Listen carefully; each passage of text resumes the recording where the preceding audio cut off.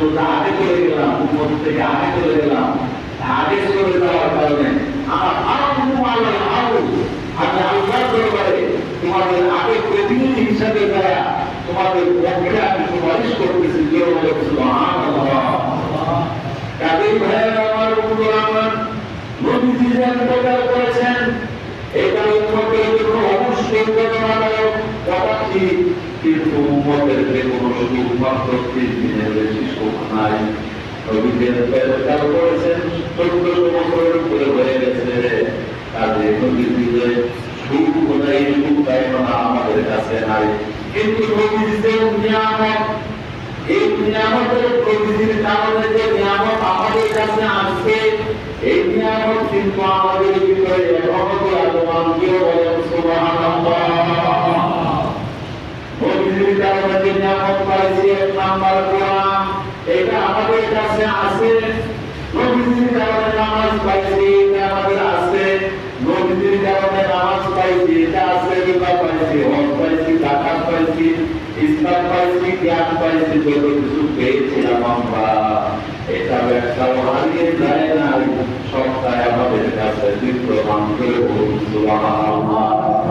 আর এই নবীজির নিয়ামতটা এসেছিল, নবী আমার সকল নিয়ামত আমাদেরকে দিয়া, আমাদেরকে বুঝাইয়া নবীজি এখন একটু বিশ্রাম করতেছেন, বলেন সুবহানাল্লাহ।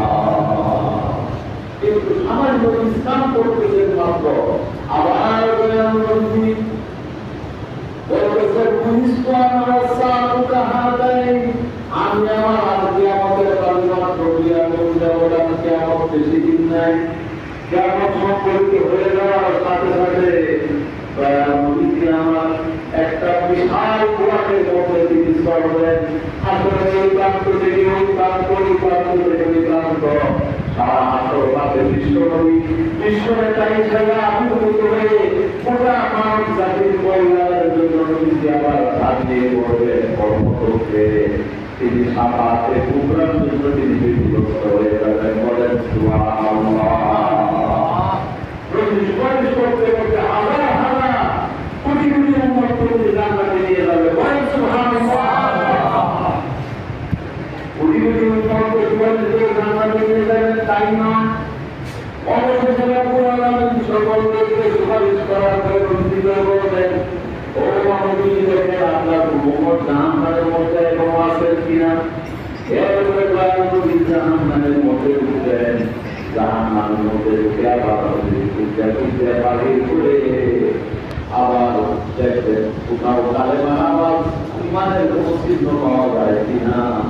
সেই ইমানের চিহ্ন দেখতে দেখতে জাহান্নামের ভিতর থেকে মানুষগুলোকে খুঁজে খুঁজে বের করে দয়াল নবীকে নিয়ে সবাইকে জান্নাতে নিয়ে যাবেন, বলেন সুবহানাল্লাহ। আল্লাহুম্মা সাল্লি আলা সাইয়্যিদিনা মাওলানা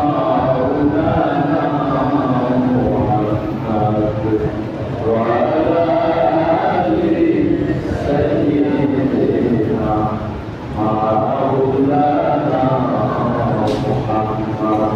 কাজেই রবিউল আউয়াল মাস যদিও নবীজি চেষ্টা করেছেন, সেটা সুখ চলে গিয়েছে, কারণ সুখের সময় মাত্র 3 দিন। কয়দিন?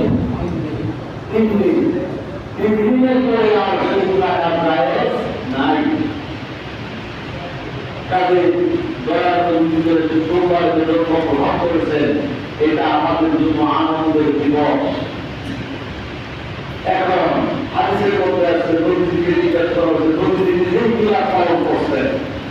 আমাদের মধ্যে কিছু মনে করতে চায় যে মিলাদ পালন করলে ভালো কাজ না, কিন্তু নবীজি নিজেই মিলাদ পালন করছেন।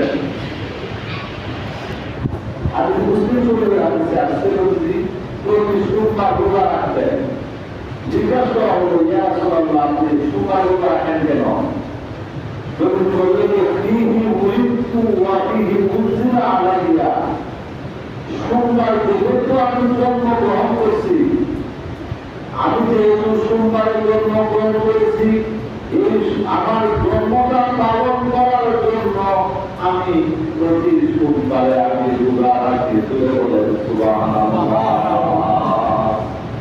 প্রতি যদি রোজা রাখতেন ওনার জন্মদিন পালন করার জন্য, কিন্তু সাবধান, নবীজির জন্মদিনের সাথে আপনার আমার জন্মদিনের কোনো তুলনা হবে না। কারণ দয়ানবী কৃষ্ণ নবী, দয়ানবী গোটা মানব জাতির আদর্শ, উনি হাবিবুল্লাহ, উনি রাসূলুল্লাহ, নবীউল্লাহ। নবীজির সাথে আর কারো তুলনা দেওয়া যাবে না। দয়ানবী 40 ঘন্টা রোজা করতেন, তার জন্মদিবস পালন করতেন। কাজে এই দিন আমরা বেশি বেশি দান প্রয়াস করবো, খাওয়াইলে রোজা রাখবো, নদীর দুরূপ করবো, নদীর জীবনের দুই ঘুরতে ঘুরতে পাঠ করবো। এইভাবে নদীর প্রেমে আমাদের জীবনকে নতুন করে আমরা উজ্জীবিত করবো। এই হলো আমাদের নিরাপদ আহ্বান। আল্লাহ সুবহানাহু ওয়া তাআলা আমাদের সবাইকে তাওফীক দান করেন। ওয়া আখিরু দাওয়ানা আনিল হামদুলিল্লাহি রাব্বিল আলামিন। আসসালামু আলাইকুম ওয়া রাহমাতুল্লাহি।